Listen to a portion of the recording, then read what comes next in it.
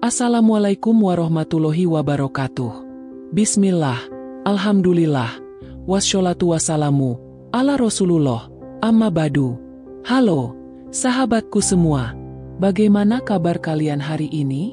Semoga Allah selalu memberikan rahmat, kesehatan, dan keberkahan dalam hidup kita.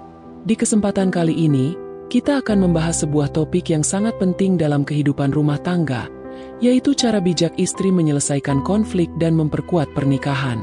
Pernikahan, seperti kita tahu, bukanlah sebuah perjalanan yang selalu mulus.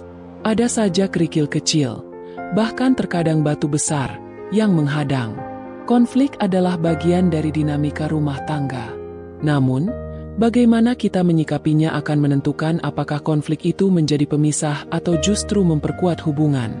Sahabatku, mari kita bahas bersama cara-cara bijak bagi seorang istri untuk menyelesaikan konflik sekaligus memperkuat pernikahan. Pertama, tenangkan diri sebelum mengambil tindakan. Saat terjadi konflik, seringkali emosi kita memuncak. Dalam kondisi ini, mengeluarkan kata-kata atau tindakan bisa menjadi bumerang. Oleh karena itu, langkah awal yang bijak adalah menenangkan diri. Tarik napas dalam-dalam, beristighfar, dan coba fokus untuk mengontrol emosi.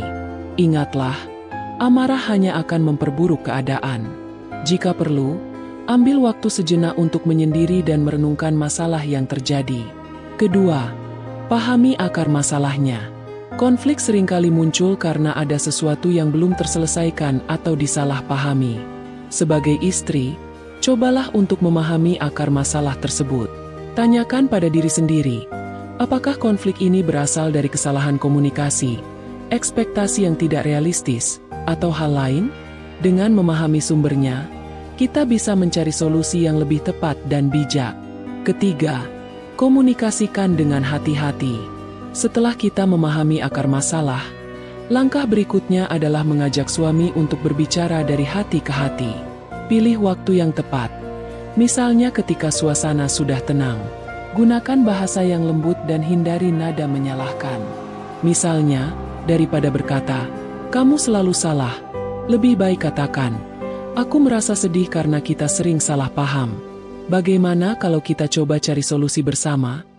Pendekatan ini akan membuka ruang dialog tanpa membuat suami merasa terpojok. Keempat, dengarkan dengan tulus. Komunikasi yang efektif tidak hanya soal berbicara, tetapi juga mendengarkan.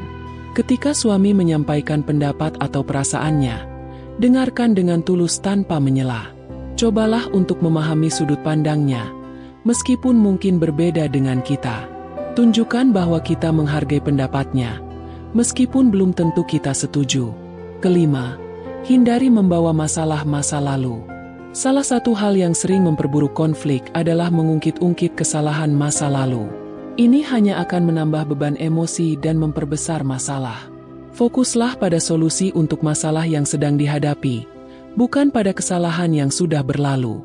Keenam, jangan biarkan ego menguasai. Sahabatku, salah satu penghalang terbesar dalam menyelesaikan konflik adalah ego. Kita merasa benar dan sulit untuk mengakui kesalahan. Padahal, dalam pernikahan, bukan siapa yang benar atau salah yang penting, tetapi bagaimana hubungan bisa kembali harmonis. Jika memang kita bersalah, jangan ragu untuk meminta maaf.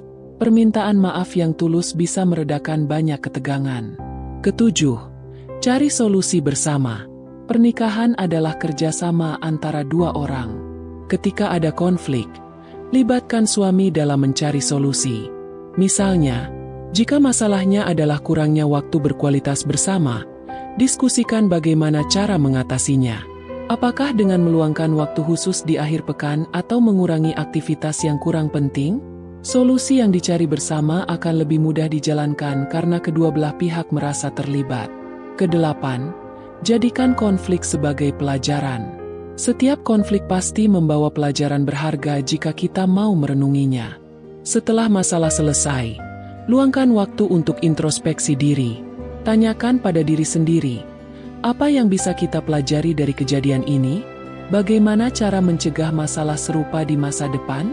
Dengan cara ini, konflik tidak hanya terselesaikan, tetapi juga menjadi sarana untuk memperkuat hubungan. Kesembilan, perkuat hubungan dengan kasih sayang. Setelah konflik selesai, jangan lupa untuk mempererat kembali hubungan dengan kasih sayang. Tunjukkan rasa cinta dan perhatian kepada suami. Misalnya, dengan memberikan pelukan hangat, memasak makanan favoritnya, atau sekadar mengucapkan terima kasih karena sudah mau menyelesaikan masalah bersama. Kesepuluh, berdoa kepada Allah. Sahabatku, jangan lupakan kekuatan doa dalam menghadapi konflik rumah tangga. Mintalah petunjuk dan kekuatan kepada Allah agar kita bisa menjadi istri yang bijak dan sabar. Doakan juga agar suami diberikan kelembutan hati dan kebijaksanaan dalam memimpin keluarga. Kita bisa memanjatkan doa seperti, Ya Robbal Alamin, jadikanlah aku istri yang sabar, bijak, dan penuh kasih sayang. Berikan kekuatan kepada kami untuk menghadapi setiap ujian dalam pernikahan ini. Kesebelas, libatkan pihak ketiga jika diperlukan. Jika konflik sudah terlalu rumit dan sulit diselesaikan berdua, jangan ragu untuk meminta bantuan pihak ketiga. Ini bisa berupa keluarga yang dipercaya, teman dekat, atau bahkan konselor pernikahan. Pastikan pihak yang kita pilih adalah orang yang bijaksana, netral, dan bisa memberikan solusi yang baik. Kedua-belas, rawat hubungan dengan aktivitas bersama. Konflik sering terjadi karena kurangnya waktu berkualitas bersama. Oleh karena itu, cobalah untuk rutin melakukan aktivitas bersama yang menyenangkan. Misalnya, berjalan-jalan, memasak bersama, atau sekadar menonton film di rumah. Momen-momen seperti ini bisa mempererat hubungan dan mengurangi potensi konflik. Ketiga-belas, jaga sikap saling menghormati. Meskipun sedang dalam konflik, jangan pernah melupakan sikap saling menghormati. Hindari kata-kata kasar, nada tinggi, atau sikap merendahkan. Ingatlah, suami adalah pasangan hidup yang harus kita hormati dan cintai. Keempat-belas, evaluasi hubungan secara berkala. Sahabatku, hubungan yang sehat membutuhkan evaluasi. Luangkan waktu secara berkala untuk membicarakan pernikahan kita. Tanyakan pada suami, apa yang bisa aku perbaiki agar hubungan kita lebih baik? Sikap terbuka seperti ini menunjukkan bahwa kita peduli dan ingin terus memperbaiki diri. Terakhir, jadikan pernikahan sebagai ladang pahala. Sahabatku, ingatlah bahwa pernikahan adalah ibadah. Setiap usaha kita untuk menjaga keharmonisan rumah tangga adalah amal yang bernilai di sisi Allah. Oleh karena itu, hadapilah setiap konflik dengan sabar dan ikhlas, serta niatkan untuk mendapatkan ridho Allah. Demikianlah, sahabatku, cara bijak istri menyelesaikan konflik dan memperkuat pernikahan. Semoga tips-tips ini bermanfaat dan bisa membantu kita menjadi istri yang lebih baik. Ingatlah, pernikahan yang harmonis membutuhkan usaha, doa, dan kasih sayang dari kedua belah pihak. Wassalamualaikum warahmatullahi wabarakatuh.